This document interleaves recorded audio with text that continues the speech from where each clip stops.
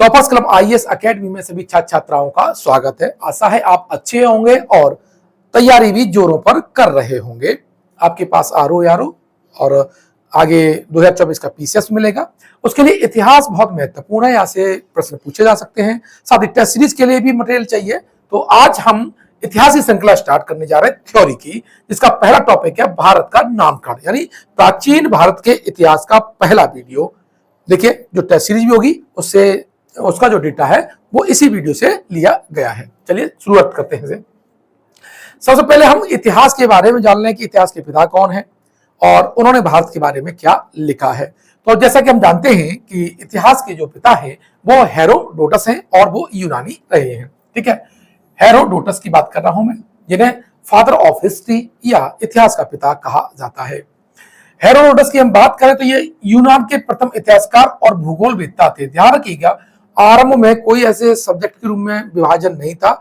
एक ही व्यक्ति कई सब्जेक्ट का मास्टर हुआ करता था। उसी श्रृंखला में आप देखते हैं कि जो प्रथम इतिहासकार और भूगोलवेत्ता इनको कहा जाता है, ध्यान रखना यूनान का है, लेकिन पूरे विश्व में अगर हिस्ट्री को विधिवत रूप से पढ़ाने का, समझने का और व्याख्या करने का जो नामकरण किया जाता है जिस शख्स का, वो हेरोडोटस है। हेरोडोटस ने ही हिस्ट्री शब्द का सबसे पहली बार प्रयोग किया था और इन्होंने वास्तविक इतिहास लेखन की नींव रखी थी। बहुत महत्वपूर्ण ये डेटा है। रोमन दार्शनिक सिसरो, एक रोमन दार्शनिक है सिसरो, उन्होंने हेरोडोटस को इतिहास का पिता यानी फादर ऑफ हिस्ट्री कहा था। ये पूछा जा सकता है कि किसने हेरोडोटस को इतिहास का पिता कहा है। ये माना नहीं गया है, किसी ने कहा है और वो है कौन? वो महत्वपूर्ण दार्शनिक है, वो है सिसरो। साथ ही शॉर्ट वेल की हम बात कर लेते हैं। तो शॉर्ट वेल है, उन्होंने हेरोडोटस को पर्शियन युद्धों का होमर कहा है। ठीक है, कोलिंगवुड ने हेरोडोटस को वैज्ञानिक इतिहास का प्रथम सृजनकर्ता कहा है। ये इनकी कृति और इनके कार्यों को देख करके दी गई एक उपाधियां हैं, एक तरह से ये मान सकते हैं, सम्मान में ये ऐसा कहा गया था। उन्होंने अपने इतिहास का जो विषय है वो पेलोपोनेशियन युद्ध को बनाया था। अगर पूछ ले कि हेरोडोटस ने किस युद्ध को ध्यान में रखकर अपनी पुस्तक हिस्टोरिका लिखी थी, तो उसका जो आंसर है वो है पेलोपोनेशियन युद्ध है। इनकी जो प्रसिद्ध जो पुस्तक है हिस्टोरिका, इनकी जो पहली पुस्तक है वो है आपकी हिस्टोरिका। इंडिया जो शब्द है, इनका प्रथम प्रयोग भी हेरोडोटस ने किया है। ये प्रश्न कई बार आ चुका है कि इंडिया शब्द किसकी देन है। तो इंडिया शब्द यमन यानी यूनानियों की देन है और यूनानियों में व्यक्ति का नाम अगर पूछा जाए तो वो केवल आते हैं कौन? आपके हेरोडोटस सबसे पहली बात कर रहे हैं। साथ ही इन्होंने किस पुस्तक में किया ये भी पूछा जाता है। तो ये इनकी पुस्तक थी हिस्टोरिका। इसी में इन्होंने हमारे क्षेत्र को, विशेषकर ये जो सिंधु नदी के आसपास के क्षेत्र को इन्होंने इंडिया कहा था। अब देखिए वैदिक ग्रंथों में, प्राचीन ग्रंथों में जो भारत के हैं उसमें हमारे देश को क्या कहा गया है, इस पर एक नजर डाल लेते हैं। बात करें भारत की, जो भारत जो शब्द है उसके लिए तीन विशेषकर आपकी जो इतिहास में चर्चाएं होती हैं। एक है भरतों का देश, दूसरा है सम्राट भरत का देश और तीसरा है शकुंतला पुत्र भरत का देश। बात कर लेते हैं भरतों का देश। यह भरतों का देश का संबंध आपके ऋग्वेद से है। ऋग्वेद में आपने दासराग युद्ध पढ़ा होगा, नहीं है तो मैं आपको जब ऋग्वेद कल पढ़ाऊंगा तब उसके बारे में डिटेल पढ़ाऊंगा।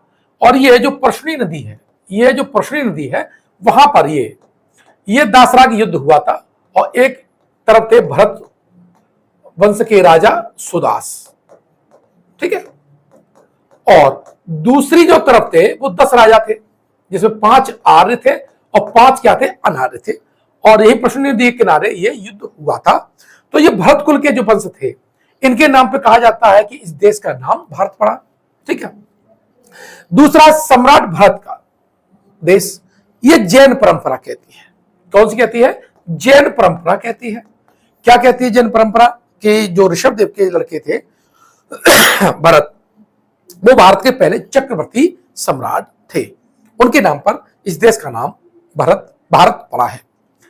तीसरा, शकुंतला पुत्र भारत का देश। आपने देखा होगा दुष्यंत और शकुंतला की कहानी कालिदास की रचना है, और उसमें एक नायक है, एक बालक है जो शेर के दांत गिनता है, उसे भरत नाम था उसका, उसके नाम पर पड़ा। तो ये तीन इतिहास में जो साहित्यिक रूप से कहा गया है, इसमें आपकी संस्कृत या कहिए ब्राह्मण परंपरा है, उसकी है, जैन की परंपरा है, ठीक है, और गुप्त काल में एक कालिदास की है, ये भी संस्कृत साहित्य से आपको मिल जाता है। तो तीन चर्चाएं हैं जिससे मालूम पड़ता है कि इस देश का नाम भारत था। इंडिया की बात करें तो इंडिया क्या, हिंद यवन यूनानियों ने इसे इंडिया कहा था। हिंद यवन अर्थात इंडो ग्रीक, या यवन आ सकता है या यूनानी आ सकता है, आप आंसर्स को मान लीजिएगा। इंडिया शब्द सर्वप्रथम हेरोडोटस ने अपनी पुस्तक हिस्टोरिका में किया, पूर्व में बता चुका हूं। इंडिया शब्द का प्रयोग मेगास्थनीज ने भी किया है, ध्यान रखना, और अपनी पुस्तक किसमें, इंडिका में इन्होंने इंडिया शब्द का प्रयोग किया है। जो मेगास्थनीज थे ये सेल्यूकस के राजदूत थे, जो कि चंद्रगुप्त मौर्य के दरबार में आए थे। इन्होंने अपनी पुस्तक इंडिका लिखी और यहाँ के बारे में विविध सांस्कृतिक और आर्कियोलॉजी पर, स्थापत्य पर, परंपराओं पर उन्होंने एक दृष्टि डालते हुए पुस्तक लिखी इंडिका। उसमें भी ये जो इंडिया शब्द का प्रयोग करते हैं। आई थिंक आप इसको समझ रहे होंगे और नोट्स प्रॉपर वे में बना रहे होंगे।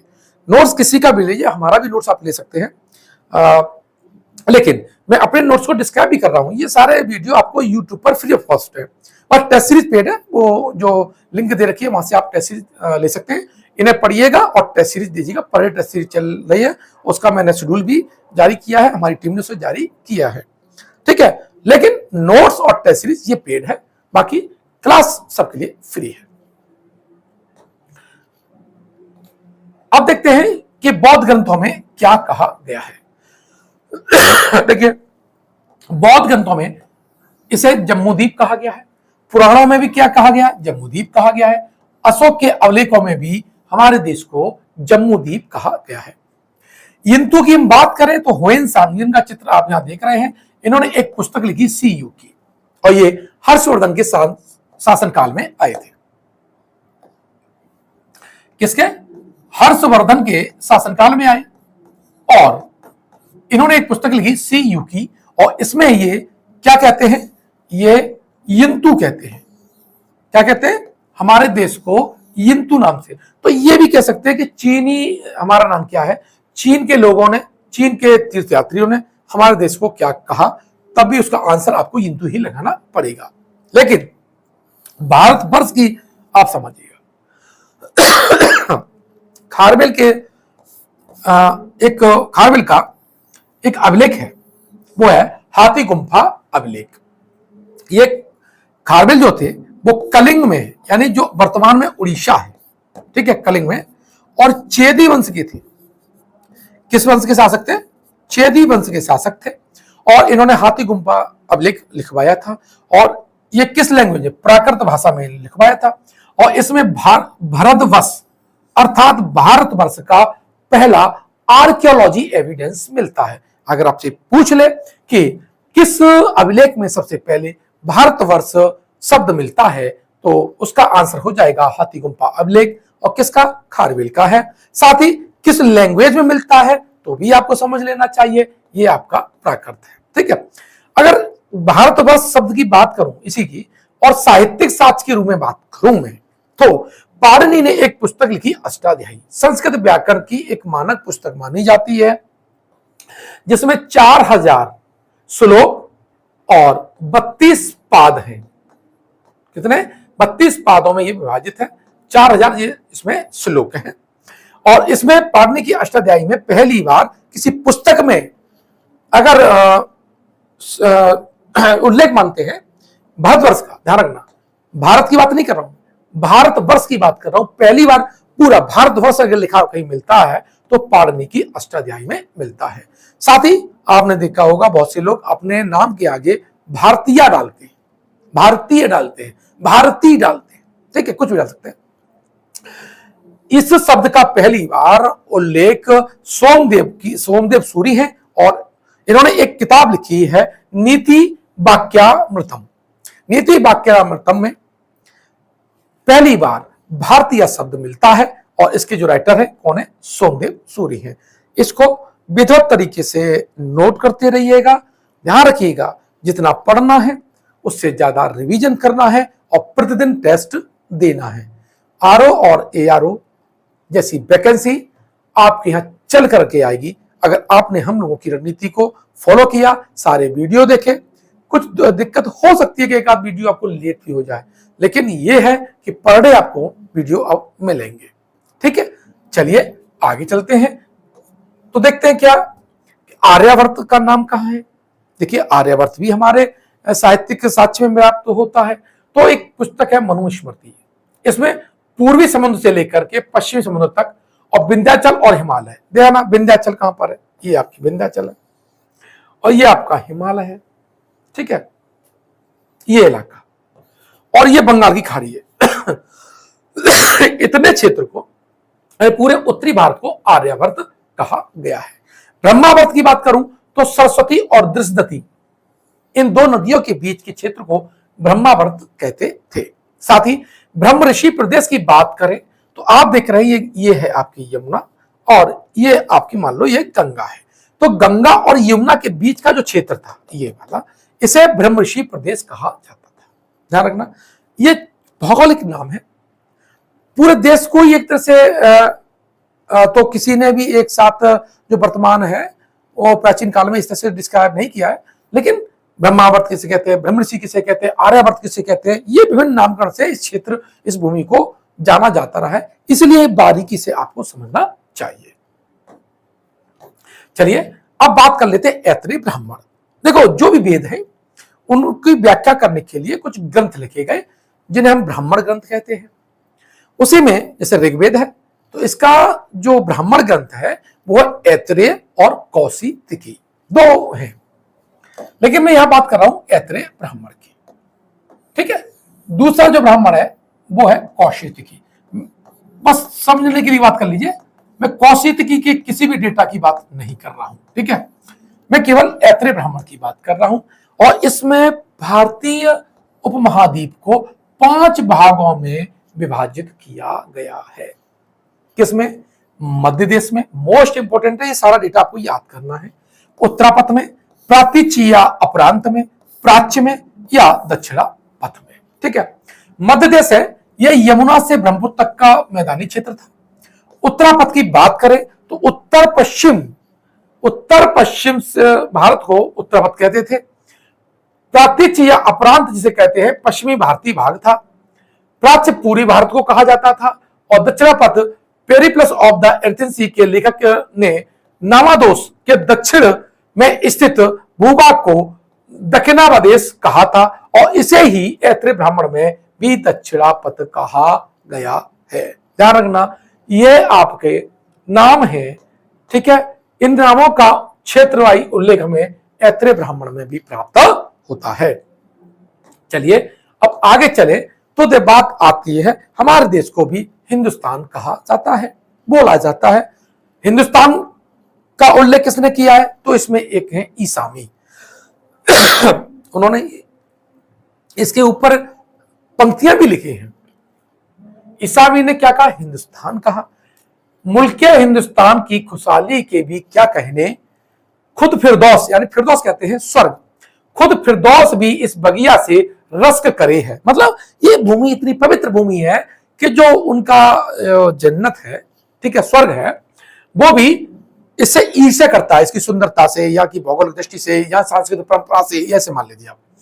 इसका इलाका धरती के माथे का गहना, जैसे सुंदर दुल्हन के मुखड़े का तिल हो। ये एक्चुअली फारसी में लिखा हुआ है, हिंदी कन्वर्ट किया है तो आपको तुक नहीं मिल रही होगी। ठीक है, तो यहां से आपको मालूम पड़ गया कि हिंदुस्तान ईसामी ने कहा है।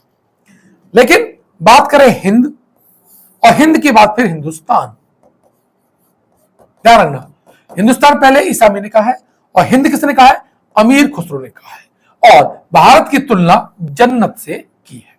भारत की तुलना किससे की है? जन्नत से की है। 72 भारत जो आज हम भौगोलिक परिप्रेक्ष्य में जिस तरह से देखते हैं, मत्स्य पुराण में बृहत्तर भारत की अवधारणा हमें देखने को मिलती है।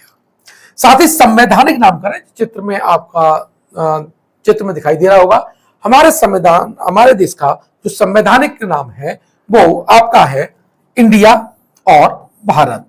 ये संविधान के भाग 1 में और अनुच्छेद 1 में उल्लिखित है। ठीक है, यानी हमारे देश का संवैधानिक जो नाम है वो इंडिया और भारत है। ये चूंकि अभी इंडिया शब्द काफी चर्चा में है, इसको लेकर के प्रश्न बन सकता है, नोट कर लीजिएगा। साथ ही देखो आरओ और एआरओ 2023 जो हमारा है उसकी टेस्ट सीरीज चालू हो चुकी है। ये हमारे कुछ टूरिस्ट साथी हैं। आपको क्या करना है, डाउनलोड करना है मोबाइल एप्लीकेशन को। टॉपर्स क्लब आईएएस एकेडमी है, वहां पर आपके UPPCS foundation, RO ARO BEO exam और अपर निजी सहायक परीक्षा है, इनके बैच चालू हो चुके हैं।